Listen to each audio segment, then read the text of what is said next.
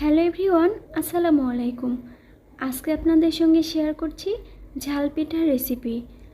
আপনারা যারা অনেকেই মিষ্টি পিঠা খেতে একদমই পছন্দ করেন না, আজকের রেসিপি মূলত তাদের জন্যই। মসুর ডাল এবং চালের গুঁড়ো দিয়ে খুব সহজেই স্পেশালভাবে আজকের এই পিঠা তৈরি করে দেখাবো। আশা করছি আপনাদের অনেক ভালো লাগবে। তো চলুন দেখে নেওয়া যাক মূল প্রস্তুত প্রণালী। মসুর ডাল নিয়ে নিয়েছি 1.5 কাপ পরিমাণে।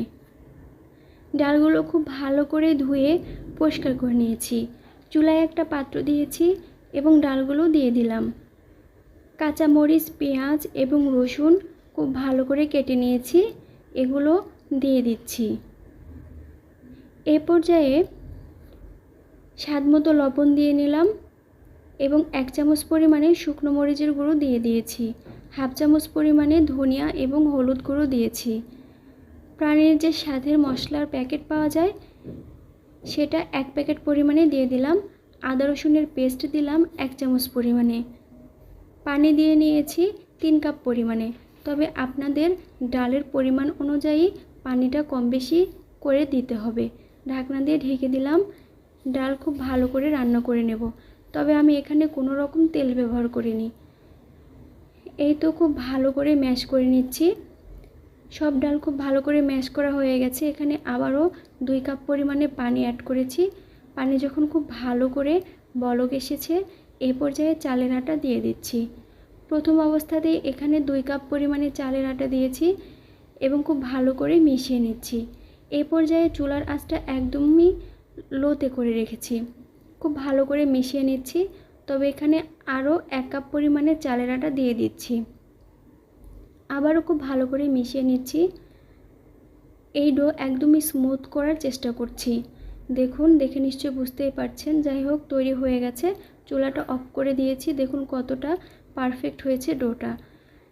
গরম অবস্থাতেই ডো খুব ভালো করে ম্যাশ করে নিচ্ছি, কারণ ঠান্ডা হয়ে গেলে শক্ত হয়ে যাবে। এই কাজটা গরম অবস্থাতেই করে নিতে হবে। শুকনো চালের গুঁড়া নিয়ে একটু রুটির মতো করে বেলে নিচ্ছি। এ পর্যায়ে আইসক্রিমের একটা মুখ নিয়েছি, সেটা দিয়ে একটু গোল করে কেটে নিচ্ছি। আপনারা চাইলে যে কোনো ডিজাইনই করে নিতে পারেন। খুব একটা পাতলাও করিনি, আবার মোটাও করিনি। এইবার চাকু দিয়ে একটু ডিজাইন করে নিচ্ছি। চাকুর মাথায় একটু তেল লাগিয়ে নেবেন, এতে করে আটাটা চাকুতে ভরবে না।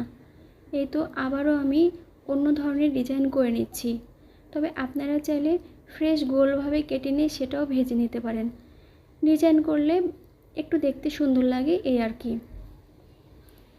এই তো আমি অর্ধেক পরিমাণে ডো নিয়ে পিঠাগুলো তৈরি করে নিয়েছি।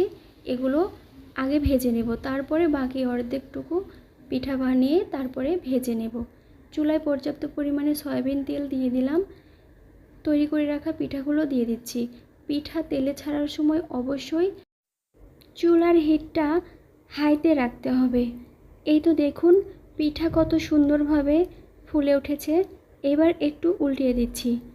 একটু সময় নিয়ে পিঠা ভেজে নিতে হবে, তবে এই পর্যায়ে চুলার আঁচটা আবার লোতে করে দিতে হবে। চুলার আঁচটা লোতে রেখে একটু সময় নিয়ে গোল্ডেন ব্রাউন করে ভেজে নিয়েছি। এই তো উঠিয়ে নিচ্ছি। একটা প্লেটের উপরে উঠিয়ে নিচ্ছি। প্লেটে অবশ্যই টিস্যু ব্যবহার করবেন, এতে করে পিঠার এক্সট্রা তেল চুষে নেবে। দুই পাশে দেখুন কত সুন্দরভাবে ফুলে উঠেছে।